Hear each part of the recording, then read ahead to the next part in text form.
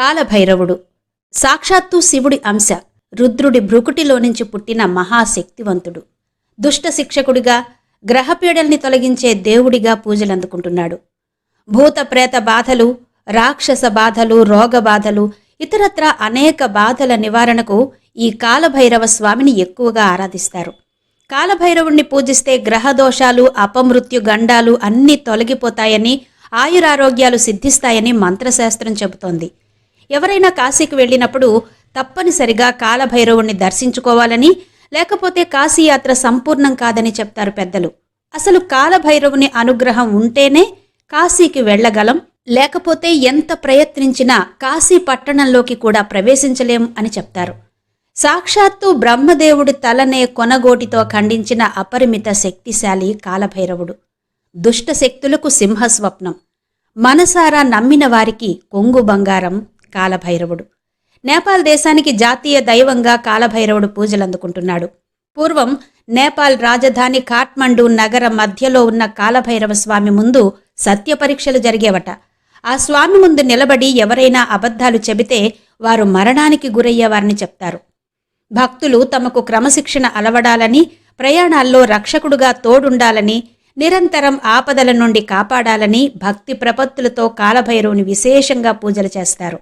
కాలభైరవుడు కరుణిస్తే అన్ని కార్యాలు సజావుగా జరిగిపోతాయని, అదేవిధంగా ఆయుష్ కూడా పెరుగుతుందని చెప్తారు. అసలు ఇంతకీ ఎవరి కాలభైరవుడు? కాశీ పట్టణానికి కాలభైరవునికి సంబంధం ఏంటి? ఈ వివరాలు తెలుసుకోవాలంటే వీడియోని ఎండ్ వరకు చూడండి. నచ్చితే మాత్రం తప్పకుండా లైక్ చేయండి, షేర్ చేయండి, కామెంట్ చేయండి. అలాగే ఇలాంటి ఆధ్యాత్మిక విశేషాలు తెలుసుకోవాలంటే తప్పకుండా మన ఛానల్ని సబ్స్క్రైబ్ చేసుకోండి. ఆ వెంటనే వచ్చే బెల్ బటన్ కూడా క్లిక్ చేసి ఆల్ నోటిఫికేషన్ మీద క్లిక్ చేస్తే నేనే కొత్త వీడియో చేసినా మీకు నోటిఫికేషన్ వచ్చేస్తుంది.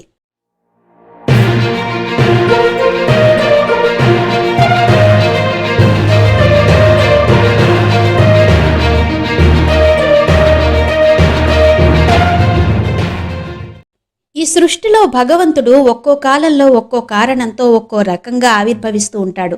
అలా ఒక ప్రత్యేక సందర్భంలో ప్రత్యేక కారణంతో ఆవిర్భవించిన శివస్వరూపం కాలభైరవుడు. కాలభైరవుణ్ణి పరమేశ్వరుడి పరిపూర్ణ అవతారంగా భావిస్తారు. కాలభైరవుడు దుష్ట శక్తుల నుంచి కాపాడే దేవుడు. కాలభైరవుడు ఇంకెవరో కాదు, సాక్షాత్తు శివుడే. ఆ స్వామి కాలభైరవుడిగా అసలెలా ఆవిర్భవించాడు? ఎందుకు ఆవిర్భవించాడు? ఒకసారి మహర్షులకు ఈశ్వర తత్వాన్ని అర్థం చేసుకోవాలన్న జిజ్ఞాస కలిగింది. ఎవరు చెప్తారా అని ఆలోచించారు. సృష్టికర్తను మించిన బ్రహ్మజ్ఞాని ఎవరుంటారు? అందుకే నేరుగా బ్రహ్మ తపస్సు చేసుకుంటున్న మేరు పర్వతానికి వెళ్లారు. బ్రహ్మదేవుడు కూడా ఆ నిగూఢ రహస్యాన్ని తప్పకుండా బోధిస్తానని మాటిచ్చాడు. అయితే అంతలోనే సృష్టికర్త చుట్టూ ఒక మాయ పొరను సృష్టించాడు పరమేశ్వరుడు. దీంతో మనసులో ఏమూలో ఉన్న అహంకారం బయటకొచ్చింది.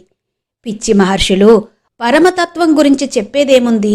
నేనే ఆ మహాతత్వాన్ని, స్వయంభువును నేను, విధాతను నేను, సృష్టి స్థితి లయకారకుడిని నేనే, మీ ప్రశ్నకు జవాబు కూడా నేనే అంటూ ప్రగల్భాలు పలకడం మొదలుపెట్టాడట. అక్కడే ఉన్న విష్ణుమూర్తికి ఆ మాటలు వినిపించాయి. మాయకే మాయలు నేర్పగలిగిన విష్ణుమూర్తిని కూడా మాయ పొర కమ్మేసింది. కాదు కాదు, నేనే గొప్ప అంటూ వాదానికి దిగాడు. ఇద్దరూ కలిసి వేదాల దగ్గరకు వెళ్లారు. వేదాలు పురుష రూపాన్ని ధరించి సకల ప్రాణుల్ని తనలో లీనం చేసుకున్నవాడైన రుద్రుడే పరమతత్వం అంటూ ఆ వేద పురుషుడు పరమేశ్వరుణ్ణి కొనియాడాడు. ఓంకారం కూడా శివుడే సర్వేశ్వరుడని నిర్ధారించింది. అంతలోనే దివ్య తేజస్సుతో ముక్కంటి శివుడు ప్రత్యక్షమయ్యాడు. ఆ ఆకారాన్ని చూసి బ్రహ్మ 5వ తల పక్కున నవ్విందట. దాంతో శివుడు ఆగ్రహంతో ఊగిపోయాడు. భృకుటి ముడిపడింది. అందులో నుంచి భయంకరమైన ఆకారంతో ఓ కాలపురుషుడు ఆవిర్భవించాడు. అతడే కాలభైరవుడు. భయంకరంగా ఉంటాడు కాబట్టి భైరవుడన్న పేరొచ్చింది. కాలభైరవుడు బయటకొచ్చి శివుడి ఆదేశాన్ని అనుసరించి తన వేలి గోటితో బ్రహ్మదేవుడి 5వ తలను తెగ నరికేశాడు. అప్పటినుంచి బ్రహ్మ చతుర్ముఖుడయ్యాడు అన్న కథ ప్రాచుర్యంలో ఉంది. అప్పటికే మాయ పొర వీడిపోయిన విష్ణువు కలగచేసుకుని శివుణ్ణి శాంతింపచేశాడు. అయితే సృష్టికర్త అయిన బ్రహ్మ తలను నరికిన పాపం కాలభైరవుణ్ణి వదల్లేదు. తెగిన ఆ తల కాలభైరవుణ్ణి అంటుకుని మరి వదలలేదట. ఆ పాపం ఆయనను వెన్నాడుతూనే ఉంది. ఆ పాపం పోగొట్టుకోవడానికి క్షేత్రాలన్నీ తిరిగాడు కాలభైరవుడు. చిత్రంగా కాలభైరవుడు కాశీ పట్టణంలోకి ప్రవేశించగానే ఆ పాపం వదిలిపెట్టేసిందట.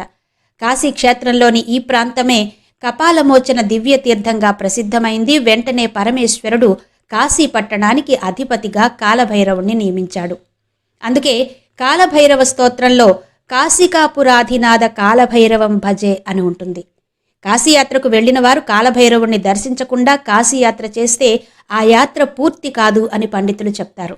కాశీలో శివుడి ఆలయాన్ని మూసివేసే ముందు ఆ తాళం చెవుల్ని లాంఛనంగా కాశీ క్షేత్రపాలకుడైన భైరవునికి అప్పగిస్తారు. ఇక్కడ పితృదేవతలకు తర్పణాలు వదులుతారు. ఈ తీర్థానికి ఎదురుగా కాలభైరవుడు కొలువు తీరు ఉంటాడు. ఈ క్షేత్రంలో మహాభైరవాష్టమిని ఘనంగా జరుపుతారు. కాలభైరవుడి సన్నిధిలో జాగరణ చేస్తారు. రకరకాల భయాలతో బాధపడేవారు ఇక్కడ రక్షరేకులు కట్టించుకుంటారు. ఇక ఉజ్జయినిలో వెలిసిన కాలభైరవుడు కూడా మహాశక్తివంతుడని భక్తుల నమ్మకం. దేవుడికి నైవేద్యంగా ఇక్కడ మద్యాన్ని సమర్పించడం ప్రత్యేకత. ఈ ఉజ్జయిని ఆలయంలో మద్యం సమర్పించడం ఇతరులకు విచిత్రంగా అనిపించినా అక్కడ తప్పనిసరిగా పాటించే ఆచారం ఈ మద్యం సమర్పించడం. పంచమకర తాంత్రిక ఆచారాల్లో ఇది ఒకటిగా చెప్తారు. అందులో భాగంగానే ఈ ఆలయంలోని దేవుడికి మద్యాన్ని నైవేద్యంగా సమర్పిస్తారు. ఈ ఆలయం వెలుపల కొన్ని దుకాణదారులు పూజా సామగ్రితో పాటు తప్పనిసరిగా మద్యం బాటిళ్లను కూడా అందులో ఉంచి అమ్ముతారు. అలా దేవుడికి పూలు, పండ్లు, కొబ్బరికాయలతో పాటు ఓ మద్యం సీసా కూడా సమర్పిస్తారు. అయితే 2015లో అక్కడ ఏకంగా ప్రభుత్వమే మద్యం దుకాణం తెరిచింది. ప్రజలు అధిక రేట్లకు మద్యం కొనుగోలు చేయకుండా ఉండడానికి గాను ఈ చర్య ప్రకటించింది. దీంతో అక్కడ దేశీయ బ్రాండ్లతో పాటు విదేశీ మద్యం బాటిళ్లు కూడా లభిస్తున్నాయి. ప్రజలు తమ స్తోమతను బట్టి మద్యం బాటిళ్లను కొనుగోలు చేస్తారు. కాలభైరవుణ్ణి ఉపాసిస్తే మనలో దుర్గుణాలు తొలగిపోతాయని సాధకులు చెప్తారు. కాశీనగరంలోనే కాకుండా చాలా దేవాలయాల్లో కాలభైరవుడు క్షేత్రపాలకునిగా ఉంటాడు. సాధారణంగా కాలభైరవ స్వరూపం భయంకరంగా ఉంటుంది. సాక్షాత్తు శివుడే కాలభైరవుడై సంచరించాడని శాస్త్రాలు చెబుతున్నాయి. ముఖ్యంగా భైరవుని ఉపాసనతో గ్రహదోషాలు పరిహరించుకోవచ్చు, అనుకున్న పనులు సాధించవచ్చు అని కూడా చెప్తారు. మంత్రతంత్ర సాధన మొదలు పెట్టేటప్పుడు కాలభైరవుని అనుమతి తీసుకుని సాధన మొదలు పెడితే భైరవుడు ఆశీర్వదించి అతీంద్రియ శక్తులు ప్రసాదిస్తాడు అని కూడా చెప్తారు. మన పురాణాల ప్రకారం కాలభైరవుడు రౌద్ర స్వరూపుడు. భైరవుణ్ణి అష్టభైరవులుగా కూడా చెప్తారు. అసితాంగ భైరవుడు, రురుభైరవుడు, చండభైరవుడు, క్రోధ భైరవుడు, ఉన్మత్త భైరవుడు, కపాల భైరవుడు, భీష్మ భైరవుడు, శంబర భైరవుడు అని 8 రకాలుగా చెప్తారు. వీరు కాక మహాభైరవుడు, స్వర్ణాకర్షణ భైరవుడు అని మరో 2 ఆకారాల్ని కూడా చెప్తారు. స్వర్ణాకర్షణ భైరవుడు చూడ్డానికి ఎర్రగా ఉంటాడు. బంగారు రంగు దుస్తులు ధరిస్తాడు. తల మీద చంద్రుడు ఉంటాడు. 4 చేతులు ఉంటాయి. ఒక చేతిలో బంగారు పాత్ర ఉంటుంది అన్నది పురాణ కథనాలు చెప్తున్నమాట. ఇక ఇతర భైరవుల విషయానికి వస్తే సాధారణంగా భైరవుడు భయంకరాకారుడుగా ఉంటాడు. రౌద్రమైన నేత్రాలు, పదునైన దంతాలు, మండే వెంట్రుకలు, దిగంబరాకారం, పుర్రెల దండ, నాగాభరణం ఉంటాయి. 4 చేతులలోనూ పుర్రె, ఢమరుకం, శూలం, ఖడ్గం ఉంటాయి. ఇలా మొత్తానికి శివస్వరూపమైన భైరవుడి ఉపాసనతో గ్రహదోషాలను మొదలుకొని అన్ని దోషాలను పరిహరించుకోవచ్చు, అనుకున్న పనులను కూడా సాధించవచ్చు అని చెప్తారు పండితులు, పెద్దలు.